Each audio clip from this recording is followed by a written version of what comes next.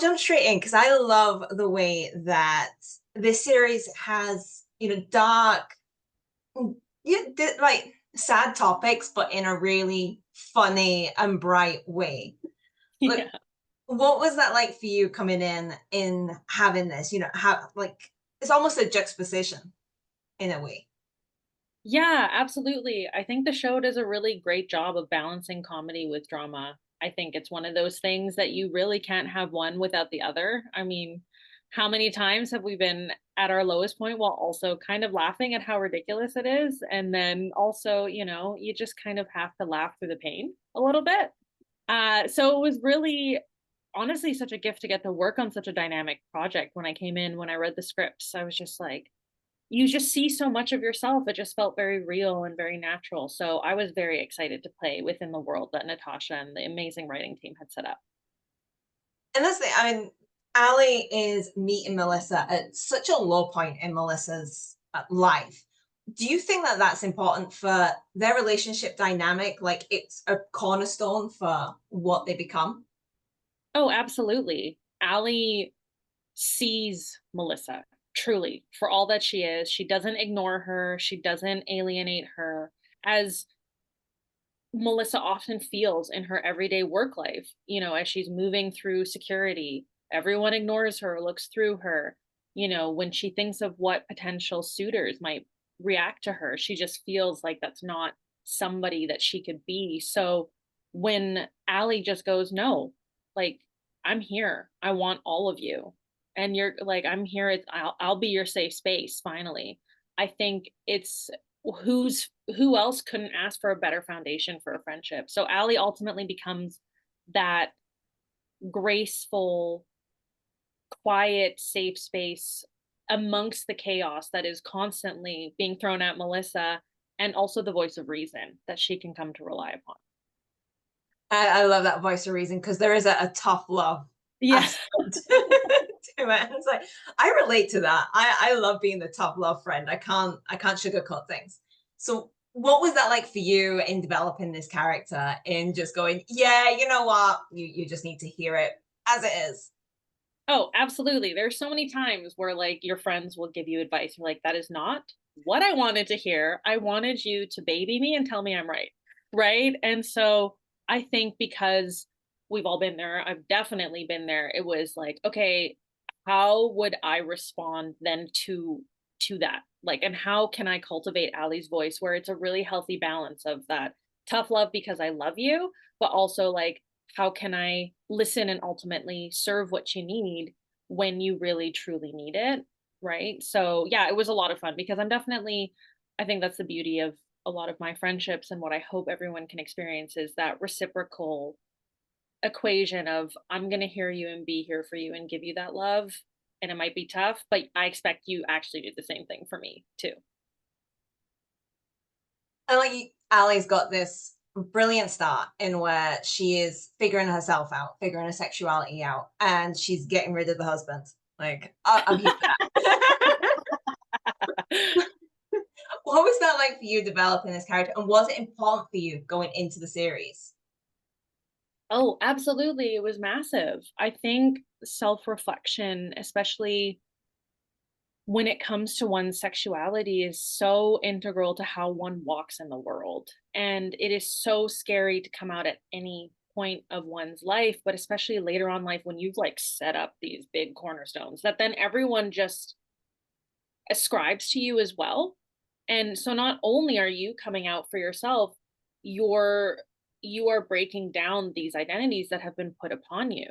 And it was this really important thing to showcase the courage and the bravery, but also that there's still many different layers of grief that we go through, but also liberation in coming out later on in life.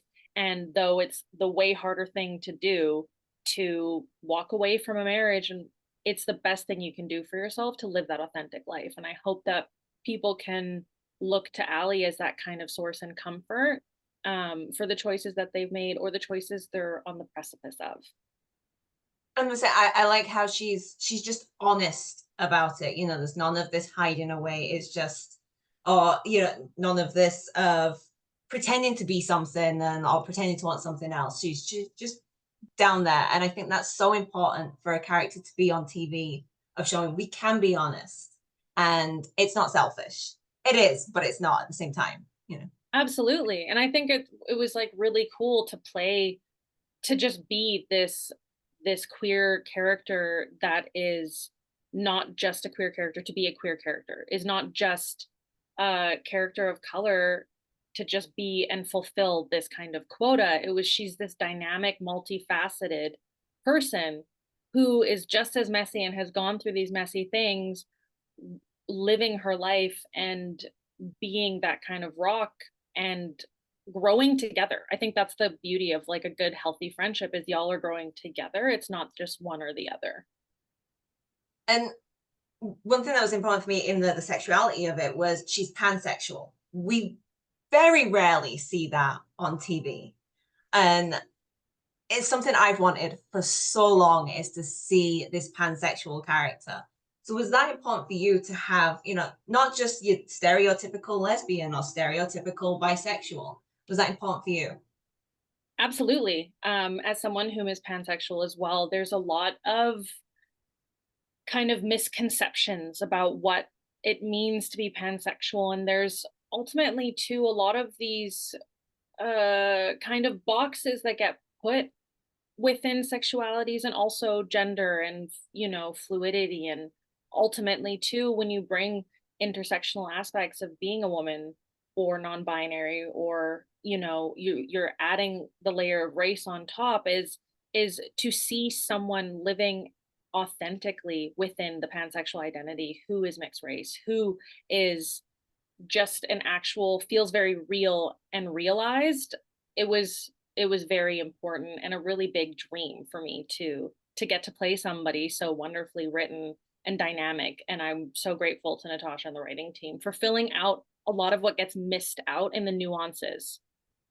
You know, I love it because I could connect right away. So thank you for Oh, that. that makes me so happy. Yeah, thank you. So just as my last question, what do you want people to take away from this series, from Ali as a person, but also the series as a whole?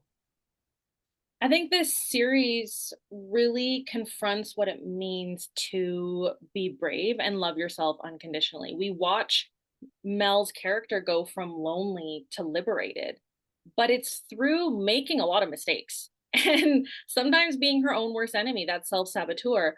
But it's kind of being like, okay, more conscious of the decisions that we're faced with and how do we actually make the next best state for the next best step for the life that we actually want for ourselves, and no longer just wishing for it but living for it.